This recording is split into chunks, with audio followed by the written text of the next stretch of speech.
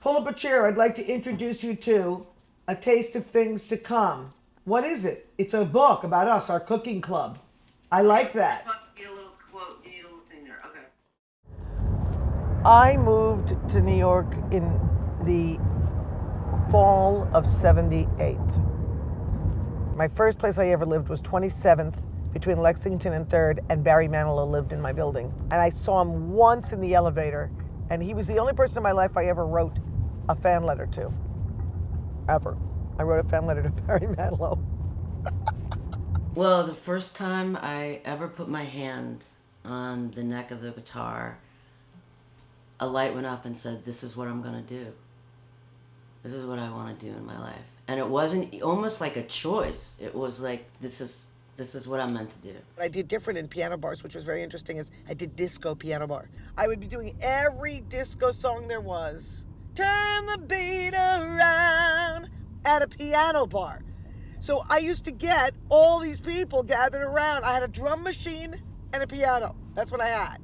When I was playing the blues and these shows opening, I would have people come up to me and say, "You can't sing the blues. I mean, you're the white Jew from St. Louis." And I, worried about that. And so I wrote a song called Colorblind Blues. I remember the music. Joe Layton came in, that Broadway director, and that's how everything started for me. He found me in a piano bar. He goes, "Who are you? What are you doing?" He was directing Barnum at the time, and that's how everything started. I started to love Muddy Waters. Unbelievably enough, I got a gig opening for him at 19 years old, this white Jewish girl, and the gig was in Chicago. Before I went out to the crowd, I looked out at a sea of, an audience that was not mine, and it was about like a few minutes before I was going to go on, and Muddy went out in front of the crowd before me.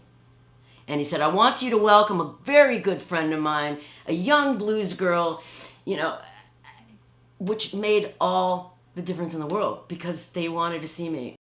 G, F, E. The bass changes. I know, but it says A minor with an F in the bass. That's right. A minor. Makes it an F major 7. Okay, well, I was doing. Right. There it is. A minor, yeah, with an F in the bass. Okay. They're wildly creative people, and I think what I mean by that is trying to have some kind of a linear conversation with either of them about anything is virtually impossible. And I think that's what makes the play so fun. I think the first reading was in September. The ones with the peanuts. You know how I get hungry. And I liked it so much the first show I stayed for 3. 'Cause I know I always can come home. My initial reaction was, wow, the music is incredible. There was something that really resonated with me in terms of the energy, the story. So to me, it felt like Mad Men with food.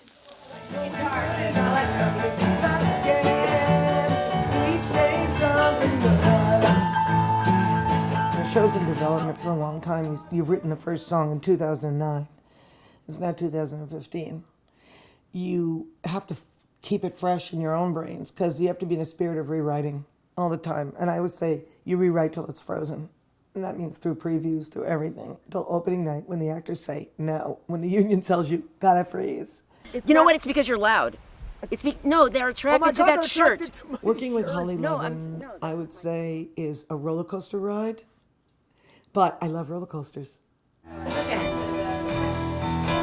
When I say roller coaster with a method to her madness, that's really what I mean. There's a certain grounded sense of a passion for her art and for what she's putting forth based on what she found of her mothers. The wonderful thing about Hollye is that you never know what you're going to get, but there's a consistency of knowing what you want. So there's a difference. We both had exactly the same outlook of what we want in this project.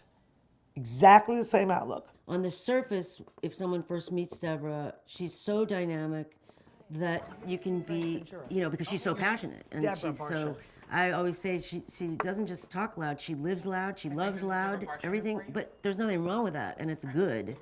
It's because of, when I found out she was a Buddhist, I really thought that like Buddhists wore robes and like, had to shave their head, and I didn't quite understand it, and then I thought, well, she's Jewish, and then I thought, is it like illegal to be a Buddhist and a Jew or something? A food truck. And I said, oh my God, a food truck It's for a brilliant. show. A rolling billboard through town. as a promotion vehicle for a show about cooking, there's nothing better and nothing more modern and today about setting up, having a food truck go around to TV stations, radio stations. Like, that's really going to be the press vehicle.